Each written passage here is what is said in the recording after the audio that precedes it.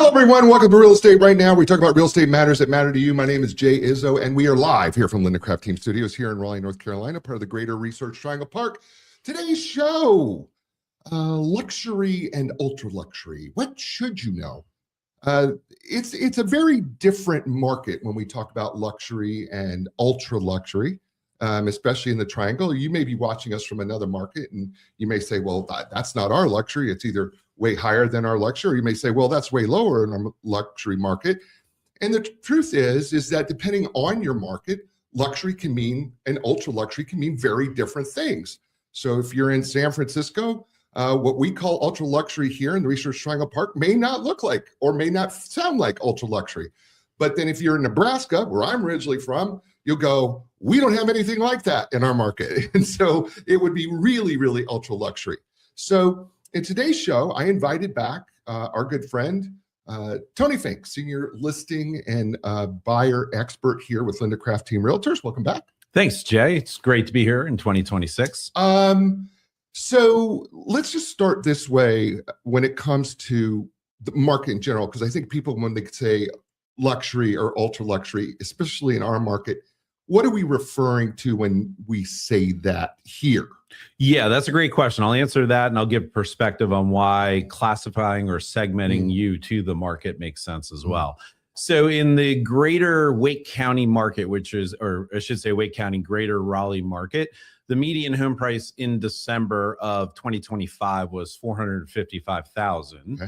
The beginning of the year 2025, it was $450,000, and the average over the course of the year, due to some seasonality, was about $465,000. Okay. So if you're thinking about $500,000 as sort of your median, in our market, luxury used to start at about $750,000 for single-family residential. It now really starts probably at $1 million, but more like $1.2 million to call it $2 million would be the space that I would call luxury. Okay. And luxury in our market has grown tremendously since 2018 with significant more available inventory as far as product, as well as buyer profile. And that all mirrors what's happened with our demographics and our income profiles. So when you go from luxury to what I call ultra luxury. Ultra luxury is really going to start at $2.5 million and up. Okay. Very rarefied air. So the importance in understanding where your property will be positioned in the market and why the bands of pricing matter is the more ultra, the more selective, the more unique your property is, obviously the lower demand quotient you're going to have, the shorter or smaller buyer pool. And that really puts an emphasis and a premium on how the property is presented to the market. There's some uniqueness, though, about luxury, ultra luxury properties that are quite unique compared to what we would see as what we would call the average median home. What are some of those things that make things ultra luxury or luxury? What are some of those things that are different than, you know, our median priced home that we might not see? Sure. Great question. So they're going to have bedrooms, they're going to have bathrooms, they're going to have closets, they're going to have, you know, all that stuff. Normally the first differentiator is just going to be absolute price, right? And then you're moving into, which is what I think you're thinking about, features. Right. What are the features of the homes? So the scale and the size of an ultra luxury home typically will be much broader. I don't know what the median home size is in greater Raleigh, but it's probably around 2,500 square feet. Okay. When you start getting into 3 million, 4 million, you're easily at 7,000 square feet, 8,000 square feet. So a lot more square footage. And then the features within the home, pools, garage counts, scale of the garage as far as space, location, of course, elevators, type of windows, outdoor living, indoor living. And then you get into properties that have unique qualities like one-off sports courts, indoor basketball courts, indoor pools, indoor racquetball. I haven't seen indoor pickleball yet, but maybe that's coming soon. It's coming. And then, you know, the kind of the natural things that you would expect to see in an ultra luxury home that, you know, are kind of like check off the box. Yeah, it's there. Home theater, gym space, very large master or primary closets, sometimes separate bath facilities in the primary. Right. So his and hers actual setup. Okay. So, all right. So we know that there's features that are going to be very different than what we would typically think about as the median priced home. And then beyond that, there's certain challenges that you've alluded to. One of the challenges has been, first of all, the buyer pool for that size home is smaller for that. And we don't have, we are growing in luxury and ultra luxury, but there's not as many of those out. So tell us about the challenges you face when it comes to presenting an ultra luxury or luxury home. What are some of your challenges that you have, because you do know that you have a smaller market that's looking at the home. So that presents some challenges. Talk about some of those challenges for you. Yeah, I will. And that's a great question. So there's probably 3 or 4 different levels of challenge, and we'll go through those. But ultimately, when you hire someone to list your property in a firm, really what you're encouraging or needing from them is to drive demand. Economics is very simple, supply and demand, right? Absolutely. And then when it comes into the ultra luxury space, interest rates don't really matter that much. But what does matter is what I could refer to as the wealth effect. How are the relative financial markets doing? How's the stock market doing? How's the bond market doing? I know crypto is really not that big, but how's the crypto market doing? That may play more in a San Francisco market, a Miami market. So understanding those aspects are super important to drive demand. When it comes to luxury, though, some of the challenges are obviously, how do you position your home to attract a limited buyer pool? Okay. How do you appeal to the psychology of that buyer? And then from, my role as the professional hired on behalf of the seller, in this case, I work with buyers and sellers as well, helping them understand that some aspects of an ultra luxury home may be heavily personalized and they may not transfer to the next buyer. They could, in fact, be a hindrance to the next buyer. Not everybody wants an indoor swimming pool inside their house, right? So just understanding those and being very delicate, very respectful, but very honest and transparent about some of these things are things that you did for you.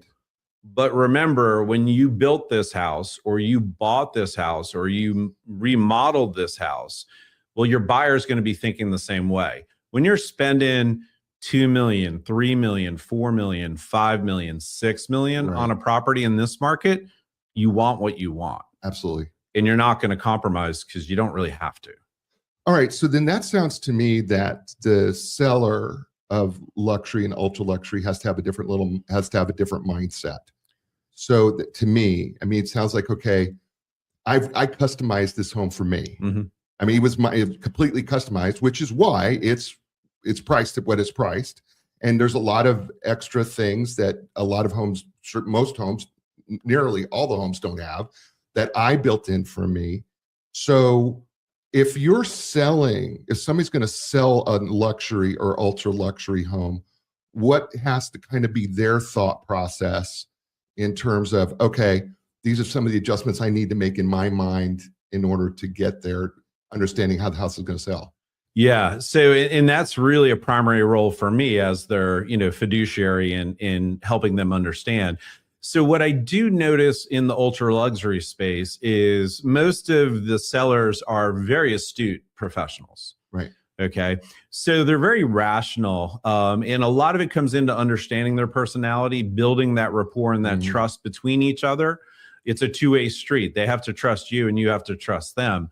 But it's, the old analogy, there's no ugly baby. You have to be very delicate when you point out something that was really a dream for somebody in either a feature or design aesthetic, and help them understand that that may or may not transfer to the next person.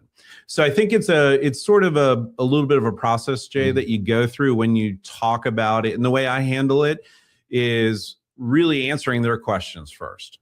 What's your perspective on the market? What is your knowledge? What is your thoughts? What is your neighborhood like? A lot of these are gated communities, private communities, golf course views, water views, all those aspects. But really just through consultation and talking, really just conversation, understanding where their head's at, and then helping them understand what's happened in the market. You and I have batted around this idea of the RFP. Yes, the acronym. Right, the acronym for the Residential Financial Planner. Yes. Let's talk about that, because just a second, how it applies here, because it is a very different market. It's a very unique market. It has a can I say it has a longer incubation period on the market before we get to close. So as a residential financial planner, what do you have to do, and how are you thinking about that from that perspective of the financial planning as a real estate agent? Yeah, I love that, and I appreciate the question. And the acronym really sort of condenses down the three major components that a listing agent needs to help their clients understand before you hit the market.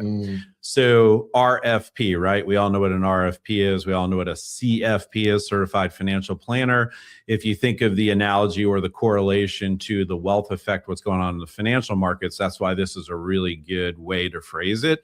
So the R stands for real estate, of course, right? Well, what do we mean by real estate? Well, first, understanding the depth and breadth of the market over whatever defined period of time.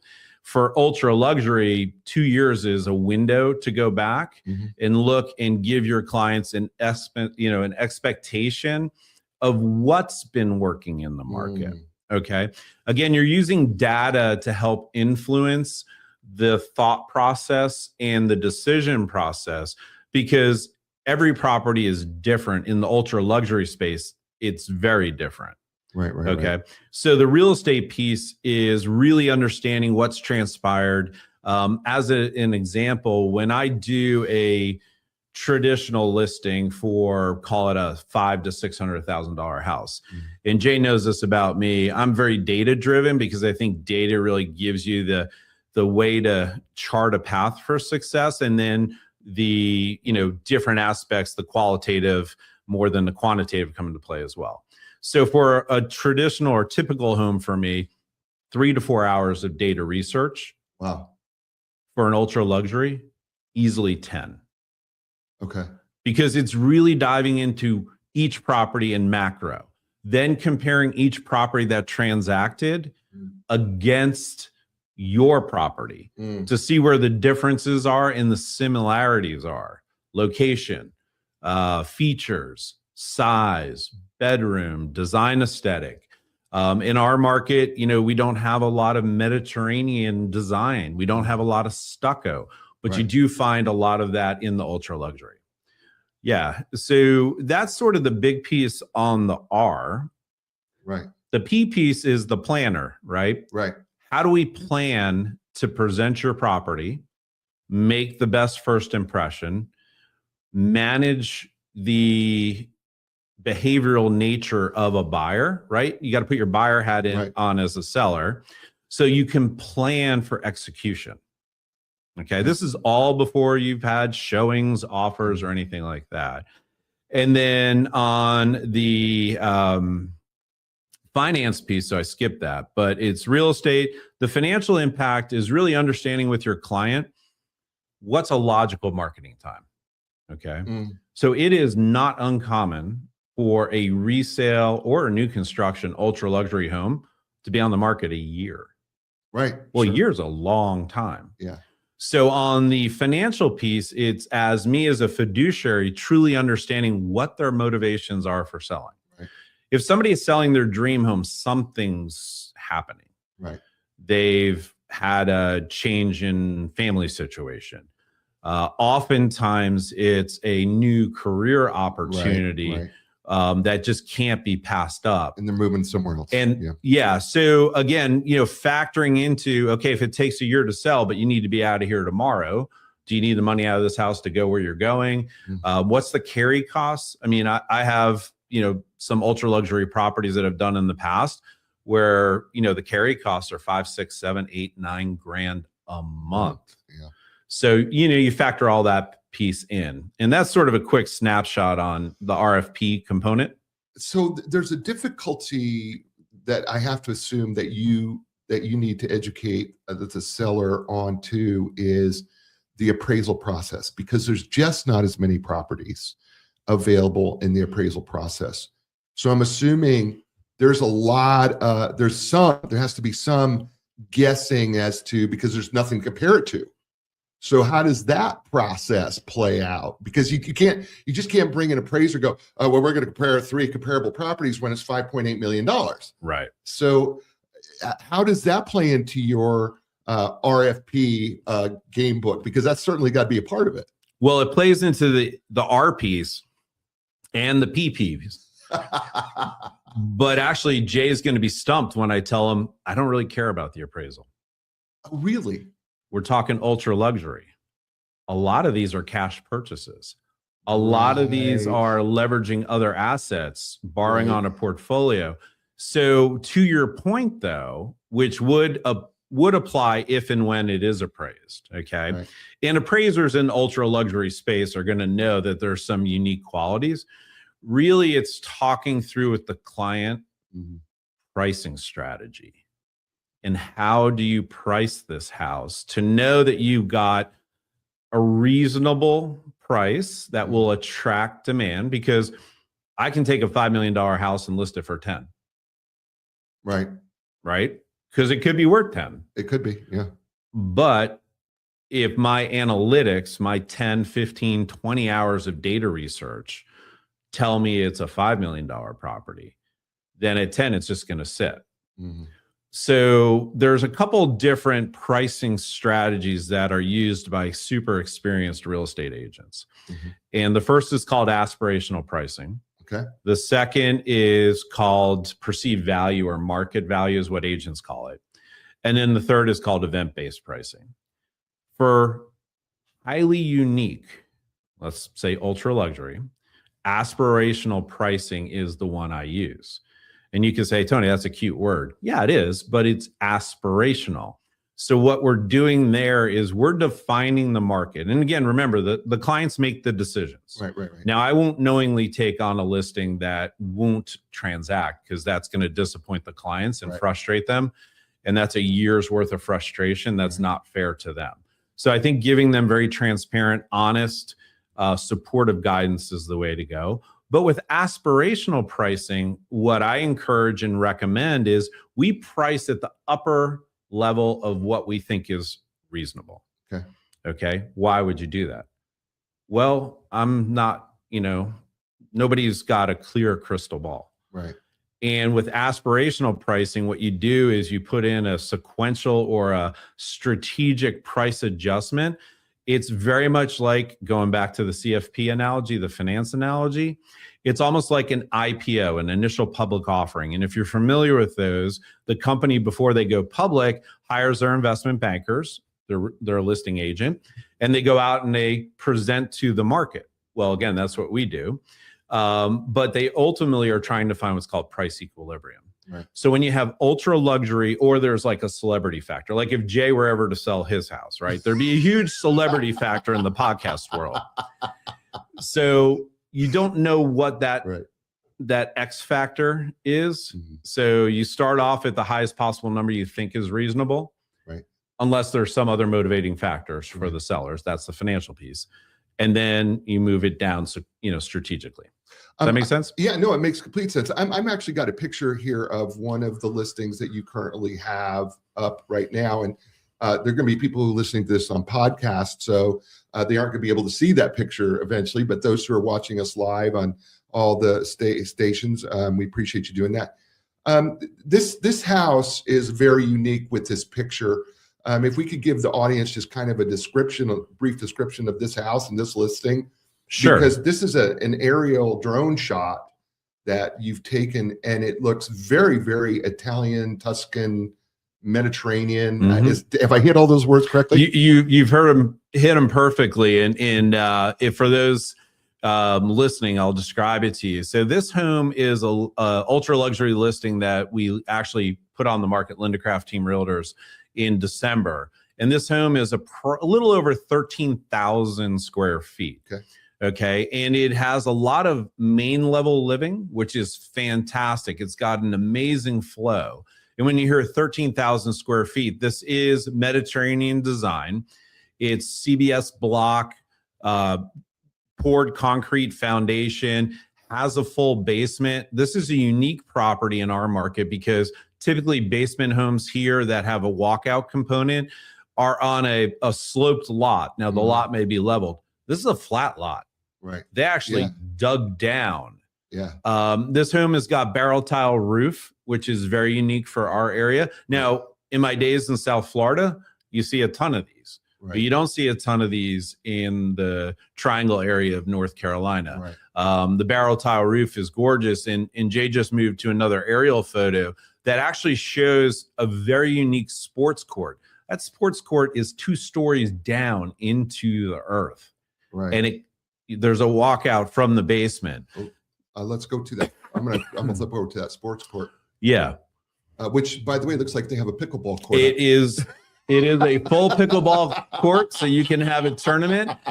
You can play a great game of horse if you can get MJ to show up. That's awesome. So this is an example of a really unique property. And what's really cool about this home, it was very thoughtfully designed, and it's got a great flow to it. So it has fantastic formal entertaining feel, but in a very intimate, comfortable feel. So I call it sort of casual elegance. And another unique feature of this property, which we don't have a picture of, but it's got 2 walls of window in the main living area. So where the family room and the kitchen are, the walls are actually window doors that fully recess. Right. Right. Okay. We're shooting on a picture of the foyer as you go into this house. Can we say where the house is at and what's listed at? Yeah, sure. This home is listed for $5.6 million. It's in Durham, but it's really right in the heart of the Durham Chapel Hill area. Okay. Great location. It is in the Mead of Val subdivision, which is a very unique, I call them pocket subdivisions. Okay. It's not overly large. It is gated, which is a nice feature when you're in this ultra luxury space. You got beautiful marble tiling in this home. It's really a masterpiece. This home was built, and I'm going by memory, I apologize. I believe this home was finished in 2008, 2009. Okay.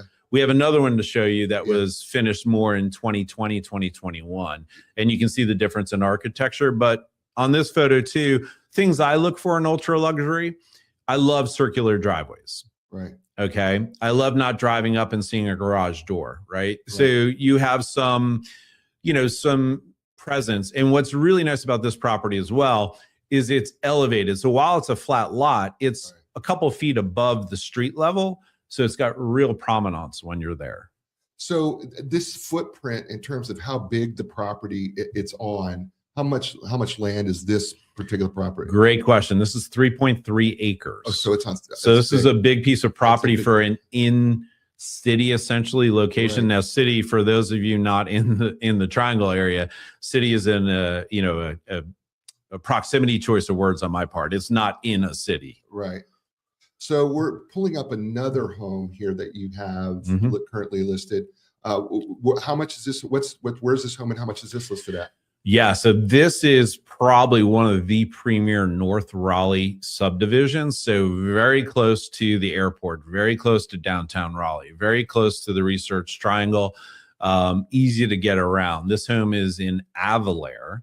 Avalair is, as I mentioned, just it's one of the highest performing communities, especially when it was built. And the reason for that is the developers of the land were very smart in how much impervious coverage they aligned to each house. Explain that for the listener and the viewer. Yeah, and for the listeners, you're staring at an aerial photo of this property. And impervious is how much of the lot is covered by surface that does not allow water to penetrate. In impervious coverage, all the municipalities have certain ratios, and it impacts your ability to do things like pools or add-on or cabana house or an auxiliary dwelling unit or whatever you might want to do.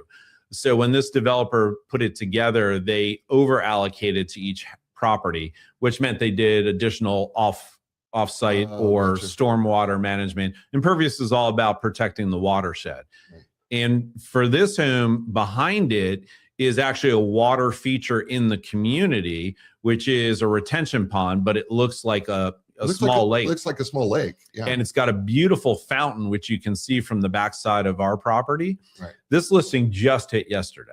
Oh, wow. And this is listed for $3,750,000. Wow. And it is over 7,600 square feet.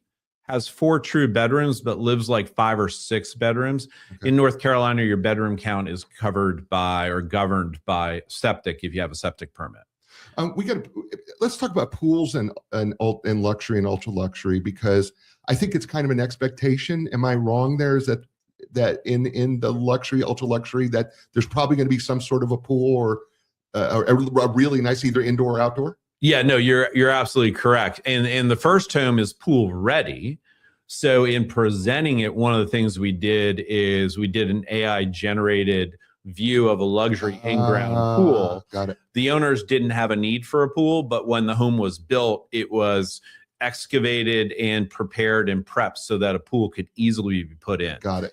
This home, what we're looking at here, this is the home in Avalair. This is 1008 Enchanted Pine Lane. The first one was 16 Portofino Place. This pool was built by my clients after they bought the home. Okay. Oh, wow. Okay. And they were lucky to get one of the best luxury home pool builders in the area. And what's really neat about this is you've got it's hard to tell in the photo, but really nice hardscape or, lounge area around the pool. Right. It's got all the things you would want to see with like uplighting and LED controlled color lights. It has an in-pool hot tub, i.e. spa. Typically, they're set above the pool and then flow into the pool. This one's not. This one's in the pool. So this is the second home I've had the privilege to list that has this, concept. Same pool builder. That if you're looking at it online, you see like 2 little water jets and they raise up in size. But it's also got a waterfall fill, which has both a sheer waterfall that comes out of that main custom tile work, but then it's got 2 distinct waterfalls that come out of fire pits. Got it. So this pool is, for lack of better words, sexy as hell, heated. And then this is a first for me. It actually has a electronically controlled pool cover that's recessed under the pool deck. You flip a switch and it comes out automatically. Really? Yep. That's cool. Yeah. So it keeps the. That's a luxury pool designer right there who thought about everything. Yeah. And I don't have the exact figure, but this pool's well into the 6 figures to build. Right. Wow. So when people are, looking and are interested in the go, because there's people who are watching and going to be listening going, man, that just sounds so cool. How do the marketing work? Like how are we marketing this in a way that we're attracting the right type of people who may be interested in this property? Yeah, so great question. I'll talk about some of the collateral materials we do, but also talk about, marketing. A lot of folks are beginning to realize that when you list your house, your first showing is actually online.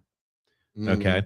So, you need to have the home present itself as well as possible. And my clients were very flexible and agreeable. And we did some things in the 1008 Enchanted Pine home, really just with paint colors, to return it back to sort of more of a neutral palette. And again, when you have your personal home, and especially if you have a luxury or ultra luxury home, you're going to personalize it. And sometimes that can be paint colors that are strong or different things. And that home is staged as well. Pricing, though, Jay, is one of the main things that we talked about. And then I'll get into the collaterals.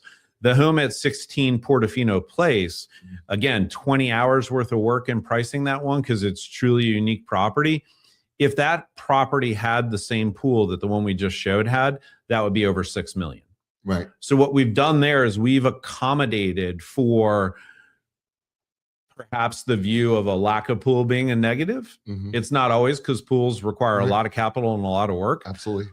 Or, just giving the new owner the opportunity to build their dream pool. Okay. So we priced it accordingly. On the collateral materials, it really comes down to walking the home and really understanding what works in ultra luxury. For traditional listings, there's standard photo shots that we know get the most attraction.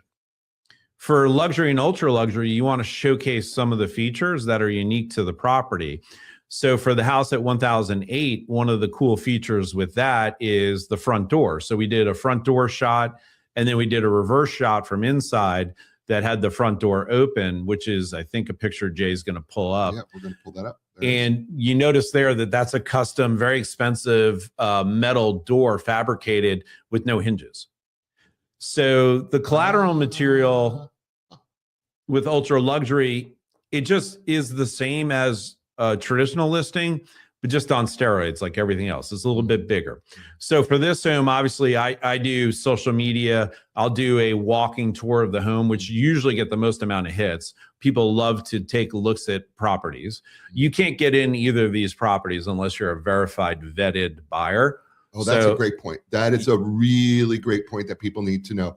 You can't just go to your agent, go, I want to look at this home. You're going to have to be completely vetted and verified. Right. And that's a standard that I have and our firm has to protect the privacy and really protect the property. Sure. Because everybody would like to see one. Yeah. But ultimately, if you're security conscious, if you want to maintain the importance of your property, if you're living in the home, right, obviously it's a huge inconvenience. So the collateral materials, obviously we do videos.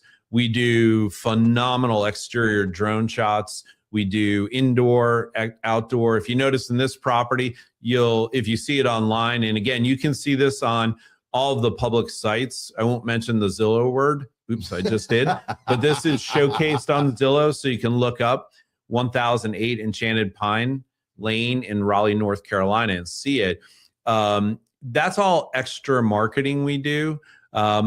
Three-dimensional interactive floor plans. We have 2 interactive floor plans for this home. And then putting together some, what I call promo videos. Mm-hmm. So we actually had our digital marketing company assist us in creating some AI-generated video, which really looks like a trailer for a movie. It's a trailer for the property. Right. But it was all AI generated based on still photography, but it has motion. Right. It's really cool. It is very, very cool. There's another piece about this I'd love you to address, because in this particular marketplace, with this particular market, there's also a thing about confidentiality. Mm-hmm. That's extremely important. Talk about the importance of the confidentiality, because oftentimes sellers in these price range want to keep themselves, keep it pretty much on the down low and not necessarily want to let their selves be known in the marketplace for a variety of reasons. Talk about that a little bit. Yeah. So the confidentiality comes in a couple plays. And what you just said is a natural reaction. Like, Tony, I want to sell this house, but I really don't want to broadcast it. And it's like, right, well, the two don't work. Right. Right. So the reality between how homes typically get purchased, and especially luxury and ultra luxury, is they're going to be found through the MLS, the multiple listing service. Right. The buyers are going to most likely be working with a professional, experienced agent. So you do need to actually have it publicly listed. Okay. Good point. In both of these circumstances, both owners wanted maximum exposure, right, limited access. Okay. Neither you or I, Jay, even together, could afford to buy either of these homes. So we can't go see them as a buyer. Right. That's intentional. That's controlled access. And that's because, look, it's whatever the words are, it's not an open house, right? Right. So in both cases, these clients wanted maximum exposure with controlled access. We put that in place. So most showings or all showings require at least 24 hours notice. Right. They require me as their agent to have reviewed the information, understand a little bit about the buyer, and verify their financial capabilities. Got it. So those are big pieces. The other piece on confidentiality, and this may come into play more with celebrity type properties, mm-hmm, or homes that have extreme high value contents. Okay. So I have a client right now that custom built a house, built an amazing home theater that was almost a third of the price of the house. Okay. Lots of original artwork. Yeah. So this person is wrestling with the idea of, I might sell, but I really don't want everyone coming through my house. Right. So we're trying to figure out how to control that. But if there's a huge celebrity factor, and I know our firm was privileged to list at the time a retired NFL coach's home in our market. Yeah. When it's ultra confidential and ultra, I don't know what the right word would be.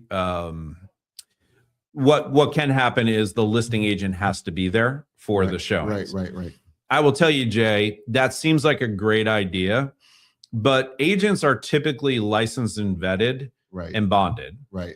And if you're looking to spend $6 million on a house, you're going to have done your research on the agent's skills that you've hired to represent you.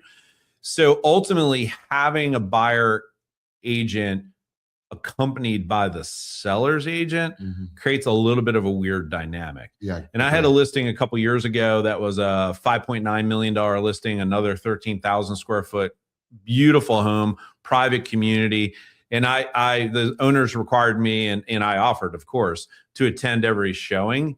I will tell you that created a little bit of a dynamic that was uncomfortable.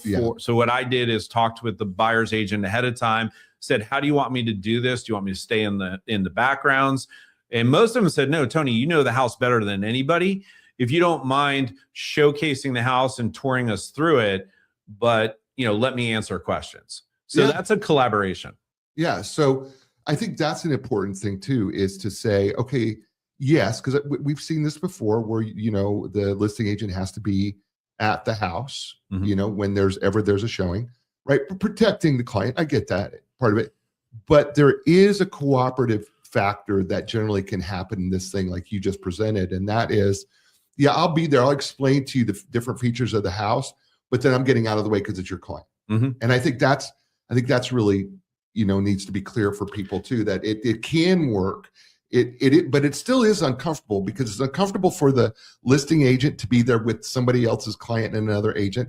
And it really is uncomfortable for, that prospective buyer and that agent, because, typically you walk around the house, when I was showing houses, right? You walk around the house and you're talking about, things that maybe you like or you don't like. And it's kind of a private conversation between the agents, right? So there's certainly a little bit of discomfort there. But it is a way that a lot of times in these ultra luxury homes, it is done. I'm not going to say all the time, but it used to be done a lot. A lot less now, though, I think. Well, and again, I would say to anybody, if you're in the ultra luxury space, it's just like if you have a doctor, you've got to trust their guidance. So what I did in both instances, and I'm very detail oriented. I want to give the other side as much information to help them make an informed decision.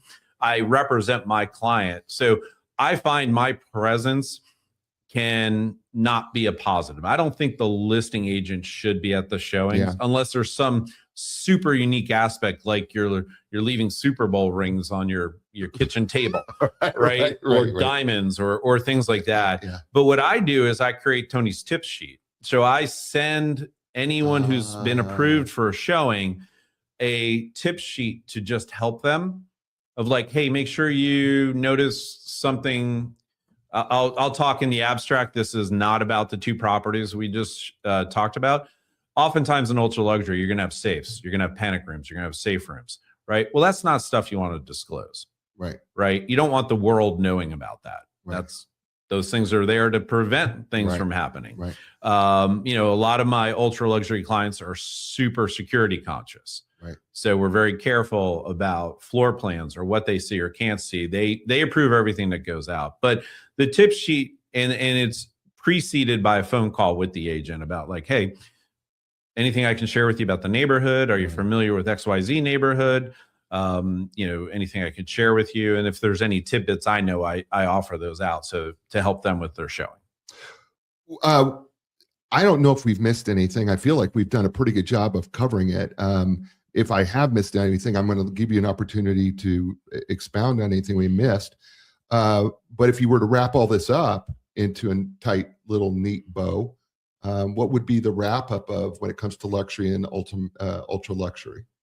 Yeah, so the wrap up with luxury and ultra luxury is it's just the normal process on steroids, right? And understanding that you have a more limited market, understanding the depth and breadth of that market, pricing accordingly to attract interest at a price which is enough for you to say yes, but not too much. You know, these aren't vanity plays, right? No one's going to pay you 10 million for a 5 million in my analogy. Right. So that's really the big piece. And then, you know, do your homework. One thing I always recommend to people is in our market, if the median home price is $455,000, there aren't a whole lot of $5 million houses that sell. Right. So you really want to understand the process of your agent, how they come about. Right. Not do they look great in a V-neck sweater. Although you do. Because thank you. There aren't, Jay and I joked a little bit about this. You can't make a career on ultra luxury, but ultra luxury can make a career. Absolutely. So you're going to do 1, 2, 3 in every 2 or 3 years if you're lucky. Right. So don't be skewed by the fact, well, this person only does ultra luxury. You really want to understand what's their metrics, their thought process. Right. How do they understand the market? Yeah, this is great, Tony. Thank you so much for doing this today. It was awesome. My pleasure. And again, make sure you reach out to Linda Craft Team Realtors. My name's Tony Fink. I am at 919-986-4146. I would welcome any calls to discuss. It doesn't matter if you're a client or not. I'll share my knowledge. I've got 37 plus years of experience in real estate. It's a privilege to work with every client. It's a responsibility for every client. So our information is available. Love to chat with you. And then Jay, it is kind of football season, right? It is, yes. And there is a little bit of a college game coming up, right? Yeah. And my favorite team isn't in it, but one is. So I just want to change the narrative if this doesn't mess up your pod. Not at all. I am from the 305, but it's not about the U. It's about the IU. My son goes to IU. So instead of go Irish, it's go Indiana. So it's a different I. Go Indiana, go Crimson, go Beaver, whatever analogy they're using these days. That's awesome. Well, Tony, thank you so much for doing this for me. Folks, it's a show. You know what I say to you every week. You had a lot of choices. You chose us. I appreciate you doing that. Give us a thumbs up on YouTube, wherever you're listening to the show. Give us a 5-star review. And more importantly, tell your friends about the show and have them tune in as well. We enjoyed having you. We are thankful for you. And, you know, as I say to you every week, you know, it's the same thing. Ciao, everybody.